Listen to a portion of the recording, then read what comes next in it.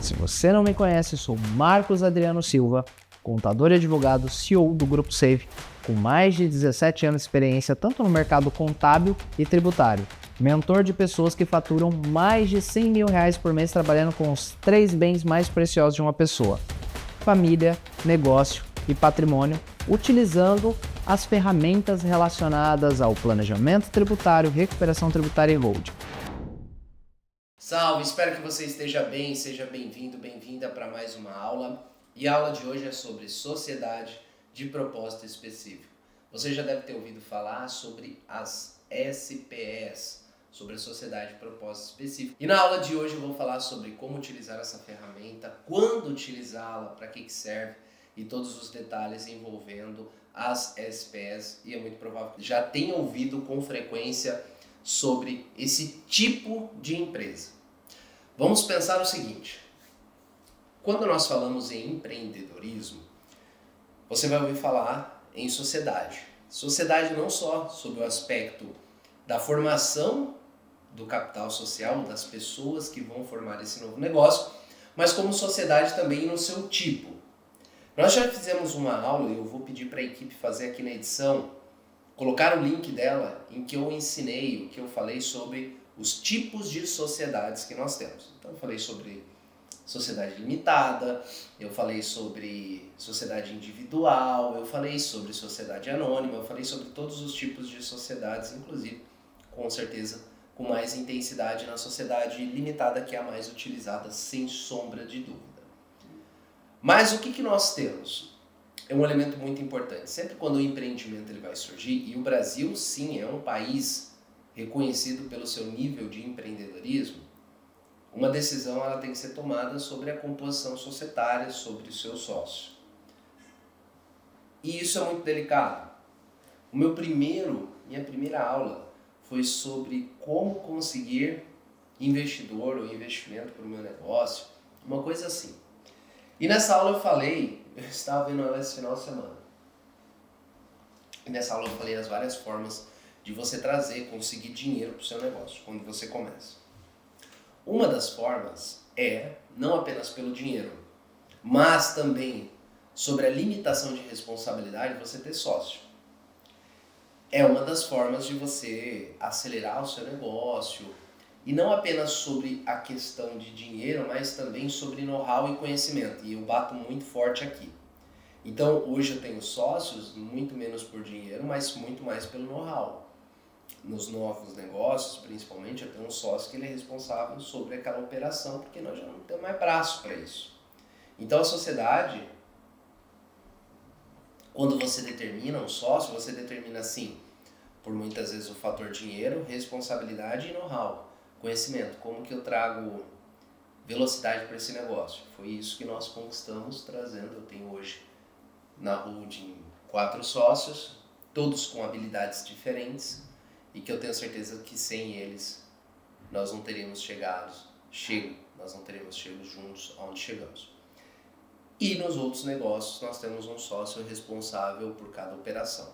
Essa é a forma que nós atuamos e que nós acreditamos. O elemento da sociedade ele é muito forte, então é muito difícil você escolher um sócio, porque não é só pelo conhecimento, não é só pelo dinheiro, é sobre aquela sinergia que ela deve existir. Sempre quando tem uma discussão societária, tem um elemento importante que é trazido à baila, que é a respeito do affecto societatis, que é aquela intenção de permanecer junto das pessoas e continuar empreendendo. E o que acontece? A vida é feita de oportunidades, e muitas vezes você vai ter uma oportunidade, mas que não necessariamente você vai precisar ser sócio para sempre dessas pessoas. Então surgiu a possibilidade, Marcos, de você investir, e a sociedade, propósito específico, a SPL, é muito comum no segmento imobiliário, de investir nesse empreendimento. O que aconteceu nesse empreendimento? Uma pessoa tinha um terreno extremamente valioso, só que esse terreno com essa pessoa ele não é tão valioso assim, porque essa pessoa ela não é um construtor, ela não é uma pessoa que consegue transformar esse empreendimento, esse terreno num empreendimento. Mas tem uma outra pessoa que está de olho e com ela esse empreendimento vai ter muito valor. Esse imóvel vai se tornar um empreendimento de muito valor. Então o que eu tenho aqui? Eu tenho aqui uma pessoa que detém uma propriedade, uma pessoa que detém um know-how. Não necessariamente ela se conhece há muito tempo. E aí qual que é um acordo? Olha, eu tenho um imóvel, mas eu não tenho know-how e também não tenho dinheiro para transformar isso daqui num empreendimento. Eu tenho know-how, essa pessoa aqui, e o dinheiro ela tem ou ela consegue.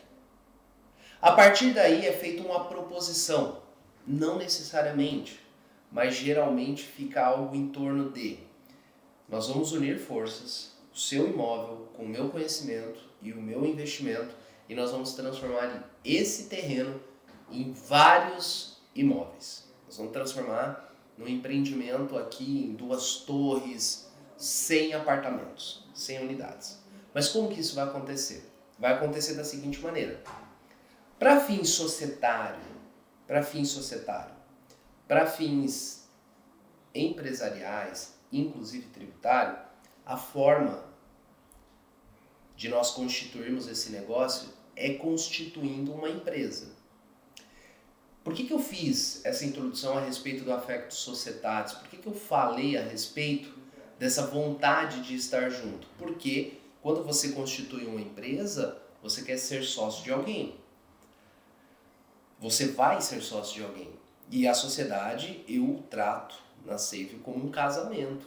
É um casamento e que você tem que alinhar as expectativas, alimentar sempre o relacionamento. É um casamento. E muitas vezes você convive mais com o seu sócio ou com o seu sócio do que muito com a sua família. Então é muito delicado, é muito importante essa escolha. No entanto, eu não tenho esse nível de intenção para a vida toda, até que a morte nos separe, nesse negócio aqui. Mas eu preciso formar uma empresa, porque senão eu não vou ter a segurança jurídica necessária, eu não vou ter aqui a estruturação adequada e tampouco vou poder desfrutar dos benefícios tributários. O que eu faço? Aí surge a sociedade de propósito específico, a SPE. Não é apenas, mas é muito comum você ver nos segmentos imobiliários porque eles são muito dinâmicos. Então, nesse caso aqui, nós vamos montar uma SPE. O que é uma SPE? É uma empresa normal, constituída na junta comercial. Qual o tipo societário dela? O que você determinar. SA, limitada. Qual que é o regime de tributação? Ela é uma empresa normal. Qual que é a diferença da SPE, da Sociedade de Propósito Específico, para uma empresa tradicional? O prazo da sua existência. Como o próprio nome diz, ela é uma sociedade de propósito específico. E a especificidade aqui, a especificação desse propósito, ele pode ser definido de 2 maneiras, de 2 formas. Através de um empreendimento, de um negócio específico ou de uma data. Então, a SPE ela é uma empresa constituída de maneira provisória, ou seja, com um objetivo específico. A partir dali, ela é extinta. Então, no caso, o dono do terreno e o construtor, eles vão ser sócios para um empreendimento específico, que é exatamente isso que eles querem. Eles não declararam até que a morte os separe. Mas eles falaram que para esse empreendimento, para esse negócio, eles vão ser sócios, no qual a sociedade vai se dar através da integralização do capital social, em que uma parte vai integralizar com o imóvel e a outra parte vai integralizar com dinheiro e know-how. E a partir daí vai ser entregue um empreendimento que vai ser comercializado e após isso a sociedade está extinta. Ou não. Ela pode se estender mais. Mas, na regra geral, extinta após a conclusão desse empreendimento. E por que ela é importante? Por que ela é interessante? Por que ela é muito utilizada? Porque, nesse caso, o que acontece? Eu tenho vários benefícios aqui. Benefício 1, até vou pedir para colocar na tela quando nós fazermos aqui uma montagem. Eu tenho uma pessoa física que possui aqui um know-how. Eu tenho aqui talvez uma pessoa jurídica ou uma pessoa física que possui o outro. Aqui eu tenho a propriedade de um imóvel, de um bem. E aqui eu tenho o know-how e o dinheiro de outro. Pensa o seguinte, a bagunça. Vai constituir um prédio. O imóvel está no nome de um, o investimento no nome de outro. Olha a bagunça. A questão jurídica da segurança. A partir do momento que eu constituo empresa, qual que é o fenômeno jurídico que acontece aqui? Acontece aqui a limitação da responsabilidade do sócio, no qual eles apenas podem ser responsabilizados na sua figura da pessoa física, caso aconteça o que está escrito aqui, ó, vai aparecer artigo 50 do Código Civil, desconsideração da personalidade jurídica. Mas para ocorrer desconsideração da personalidade jurídica tem que ter abuso de poder ou confusão patrimonial. E o próprio artigo 50, desde a edição da Lei da Liberdade Econômica, ele classificou quais são essas condutas, que não é tão simples assim de acontecer. Então eu trago segurança jurídica, porque pensa que construir um empreendimento envolve uma série de riscos. Riscos de responsabilidade civil, Deus livre e guarde, acontece algo com alguém, entendeu? Caiu lá um tijolo no carro, na cabeça, alguém se machucou, trabalhista, próprio ambiental e uma série de riscos que podem acontecer. Então, com a SPE, eu trago uma camada de proteção porque tem a figura de uma pessoa jurídica que possui personalidade jurídica. Por que eu dei esse ênfase possui personalidade jurídica? Porque nós vamos falar mais adiante da SCP. E a SCP, que é a Sociedade em Conta de Participação, ela não tem personalidade jurídica. É um instrumento parecido com a SPE, parecido, mas juridicamente totalmente distinto. E ela não possui personalidade jurídica. Lá nós vamos falar da figura do sócio ostensivo, sócio participante. Ok? Então, a SPE, como eu disse, era uma empresa normal, uma SA, uma limitada, ela possui personalidade jurídica no qual ela vai responder caso algo aconteça, não diretamente a figura do sócio. Então, ela surge com esse objetivo de formalizar e constituir uma sociedade com um objetivo específico, seja ele um empreendimento, um negócio ou uma data. E após a conclusão desse objetivo, ela é extinta, ela se dissolve. Você vai fazer o quê? Levantar o acervo e vai fazer uma liquidação. Então, cada sócio na sua proporção. Nesse exemplo do terreno, o que é comum acontecer? O dono do terreno integraliza o capital social dessa SPE, no qual nós temos que fazer uma transmissão de propriedade, então eu tenho que levar lá no registro de imóveis, eu tenho que pagar o ITBI. Marcos, eu tenho uma 796, aqui vai ter receita, exceto se o STF, deixa eu pegar até um número aqui, que vai ter um julgamento agora, que aí pode mudar tudo,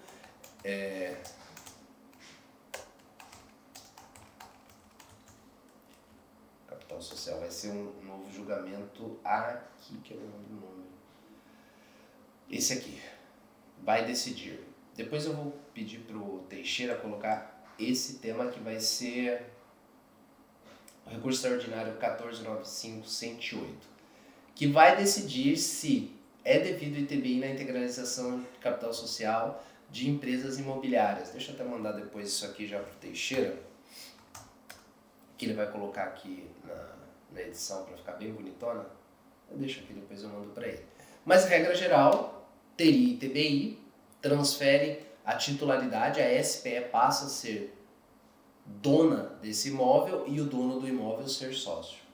A outra parte integraliza o capital social com o dinheiro, certo? E geralmente fica numa proposição de 60-40, 70-30, ou seja, quem constrói fica com mais porque o risco financeiro dele é maior e assim sucessivamente. E o que acontece que é interessante muitas vezes? Esse construtor ele não tem todo o dinheiro. Então ele chega para o Marcos e fala, Marcos, você que gosta de investir, você não quer comprar uma unidade desse meu empreendimento que agora está na planta? Já foi feita a incorporação do imóvel, que já pode vender e que está na planta por um preço menor, eu gostei. Aí, ao invés de eu comprar a propriedade, ao invés de eu comprar a propriedade do imóvel, eu vou lá e compro uma parcela da cota social e eu passo a ser sócio dessa SPE. Porque quando terminar, eu vou receber esse imóvel como distribuição de lucro. E aqui, inclusive, eu tenho benefícios tributários. Mais adiante nós podemos falar sobre isso. Isso pode ou não acontecer. Muitas vezes pode acontecer do construtor, ele coloca toda a grana e depois ele vende as unidades, direto. Mas muitas vezes você entra numa SPE e adquire cotas para ser dono mais adiante. Quando houver a liquidação dela, você leva a sua cota parte, que é uma ou mais unidades imobiliárias. Então, a SPE é muito comum para isso. Precisa ser única e exclusivamente para imóveis? Não. Pode ser para outros negócios. Acontece muito de empresas se juntarem, porque a SPE nada mais é que um nome brasileiro, uma versão menos gourmetizada, sofisticada para uma joint venture, em que várias empresas ou duas empresas juntam forças para fazer um empreendimento. Então, você já deve ter ouvido falar que numa operação X, a empresa Y e a empresa G e a empresa M se juntaram para fazer um empreendimento. Ou segmento de carros, isso é comum. Enfim, empresas se juntam, não necessariamente elas estão unindo as suas operações, porque aí nós já podemos falar em fusão, incorporação e cisão, e que não é o caso, é para um objetivo específico. Nós vamos construir uma linha de carros específica, então eu vou trazer aqui a Mercedes, vou trazer aqui a Toyota, eu estou dando um exemplo. Então isso é muito comum, as empresas unirem forças para um empreendimento, para um objetivo específico, por um prazo determinado, muitas vezes também, ou não. Ele pode se estender por mais adiante enquanto essa operação ela continuar. Esse é o objetivo, esse é o intuito de uma SPE, de uma sociedade de propósito específico, e muitas vezes você vai ouvir o nome dela como uma joint venture, que é a união de empresas com objetivo. Ela possui dois desdobramentos que são importantes e que eu vou colocar aqui na tela, que é a Lei 1179 de 2004, que ela criou a união aqui para licitação em contratos, a possibilidade de parceria público-privada no âmbito da administração pública, no qual surge a figura aqui da SPE com algumas regras específicas. Isso daqui eu estou falando do quê? Pensa que nós temos uma grande obra pública para fazer e eu não tenho condição de fazer isso daqui com o público e tampouco, tendo em vista a magnitude desse empreendimento, fazer no privado. Então não tem empresa com essa capacidade de investimento, ainda que elas se unam. Então surgiu a possibilidade para que as obras públicas pudessem ser viáveis da união entre, para licitações, do público e o privado fazerem uma parceria, e que se chama público-privada, no âmbito da administração pública de obras, principalmente, e não apenas. Então possui essa figura específica da SPE, que é regida por uma lei específica também, que é a Lei 1179 de 2004, e o artigo 56 da Lei 123, que é a Lei do Simples Nacional. Artigo 56 da Lei Complementar 123, que ele cria a figura, olha que loucura, da SPE no âmbito do Simples Nacional e com regras muito específicas. Como, por exemplo, no artigo 56, vai estar passando na tela aqui. As empresas do Simples Nacional, elas podem se unir para poder principalmente concorrer aí em grandes contratos, porque individualmente não tem força. Mas se unir uma coletividade para constituir uma empresa aqui, a micro e as pequenas empresas poderão realizar negócios de compra e venda de bens e serviços para o mercado nacional e internacional por meio de uma SPE, Sociedade de Propósito Específico, nesses termos. Tá? Então só pode integrar o capital social, ou seja, o quadro de empresas de sociedade, empresas do Simples Nacional, optantes, então não poderão integrar aquelas que não são, E olha que interessante, a SPE ela vai ter por finalidade as compras dessas mercadorias e as vendas. Então, as compras para as empresas do Simples, e a venda das empresas do Simples que compõem aqui o quadro de sócio. E ela será, pessoal, apurado o seu imposto de renda com base no lucro real e o PIS e COFINS não cumulativo. Que loucura! Então, as empresas do Simples constituem essa SPE, que não pode ser cooperativa, certo? E que ela tem que ser constituída sob a forma de limitada e que essa empresa ela vai comprar, porque ela vai ter vários sócios e que a união de várias empresas do Simples vai dar força para ela comprar em maior quantidade e, consequentemente, ter um preço mais competitivo para os sócios que são as empresas do Simples. Então, inclusive, depois você pode descer aqui no artigo 56, vai determinar todos os deslindes a respeito disso, mas é possível, especificamente para o Simples Nacional, eu ter uma SPE obrigatoriamente no lucro real, PIS e COFINS não cumulativo, e constituída sobre a forma de SA. Essa empresa aqui, do Simples Nacional, ela segue a regra, ela não é do Simples, a SPE, mas ela não pode participar do capital de outra empresa e ela também não pode ser cooperativa, ela não pode ser filial, sucursal, agência de representação no país de empresa com sede no exterior. Então tem aqui ainda aqueles efeitos de atividade, não pode exercer atividade comercial de banco, de investimento, então não pode ser resultante, aquelas regras gerais que nós conhecemos que se caso ocorrer não pode ser optante pelo Simples Nacional. Claro, ela é do lucro real, mas ela tem todas as características de empresa do Simples Nacional, então é uma curiosidade, uma empresa especificamente constituída por integrantes do Simples Nacional, mas que ela não é e uma SPE prevista no artigo 56 da Lei do Simples Nacional.